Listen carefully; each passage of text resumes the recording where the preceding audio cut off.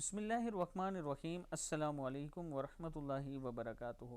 عابد راجہ channel کی طرف سے آج میں اپنے دوستوں کو بہت کی پیاری حدیث سناؤں گا، دجال کے بارے میں ہے۔ اس سے پہلے میں اپنے تمام دوستوں سے گزارش کروں گا کہ میرے چینل کو سبسکرائب کر لیں، بیل آئیکن پہ کلک کر لیں تاکہ ڈیلی آپ تک اچھی اچھی ویڈیو پہنچ سکیں۔ تو سٹارٹ کرتے ہیں آج کا لیسن۔ بسم اللہ الرحمن الرحیم۔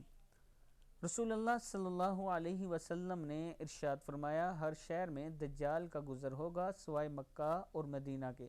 ان کے راستوں پر فرشتے پہرا دے رہے ہوں گے، پھر مدینہ اپنے لوگوں کو 3 بار زور سے ہلا دے گا، پس اللہ ہر کافر و منافق کو جو اس وقت وہاں موجود ہوگا نکال دے گا۔ بخاری کی حدیث ہے کہ دجال ہر شہر سے گزرے گا لیکن مکہ اور مدینہ سے نہیں گزر سکے گا، اس لیے کہ وہاں فرشتے پہرا دے رہے ہوں گے۔